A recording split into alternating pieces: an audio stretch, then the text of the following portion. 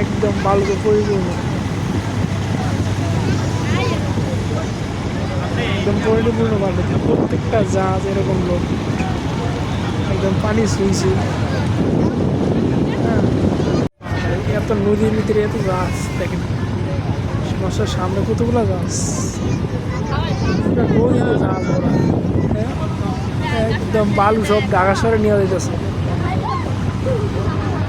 নদীর বালু সব ঢাকা শহরে নিয়ে যায়। দেখেন শুধুই কি ঢাকা শহর উঁচু হয়েছে, তিল তিল করে যদি নিয়ে যায় প্রতিদিনে তো হাজার হাজার বালুর জাহাজ ট্রলাই বোঝাই করে। দেখেন একদম মানে লেভেল কিরা বোঝাই করছে বালু। এই প্রত্যেকটা জাহাজ বালুতে পরিপূর্ণ,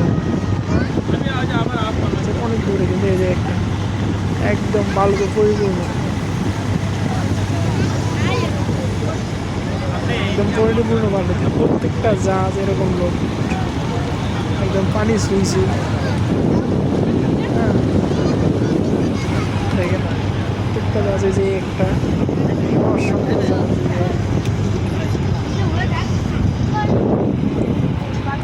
আছে।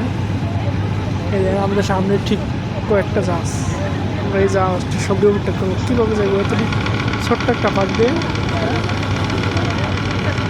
সব ঢাকা যাবো, সব ঢাকা।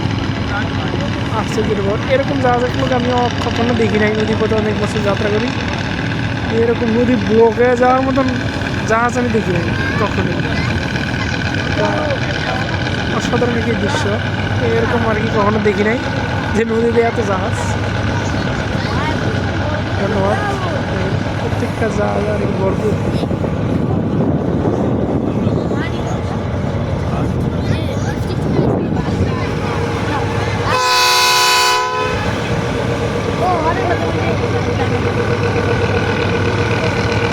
এই যে মানে আমাদের লঞ্চটা সাইড দিবে এরকম জায়গা নাই, রিক্স।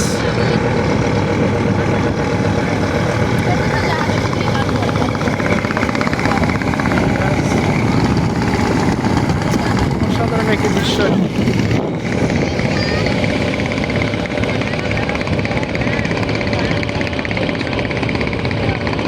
এদিক দিয়ে একটু দিক দিয়ে যাবে, কোনো জায়গায় তো নেই।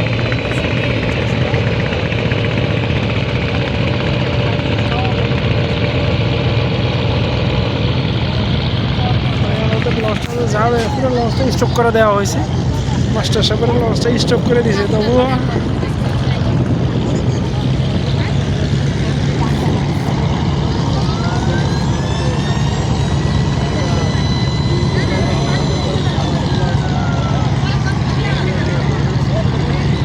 ভাই চালা চালা তোরা।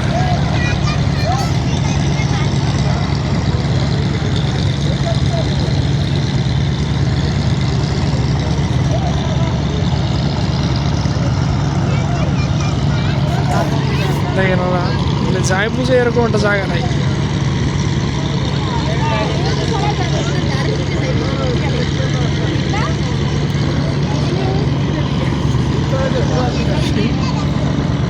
জাহাজ আর এরকমই প্রথম দেখলাম এত জাহাজ নদীর ভিতরে।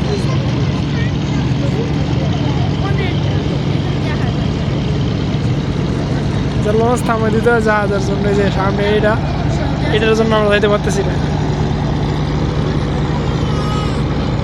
কোনো রকম একটু যদি বাজে সর্বনাশ।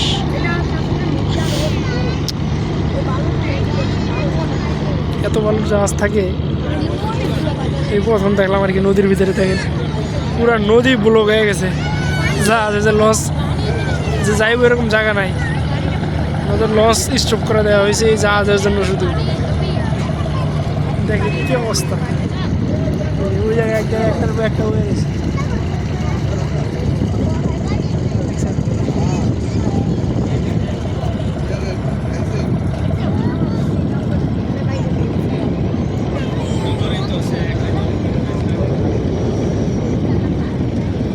সামনে আরেকটা জেনারেটর, এদিক দিয়ে একটু ফাঁকা আছে, এদিক দিয়ে আমরা যাবো আর কি।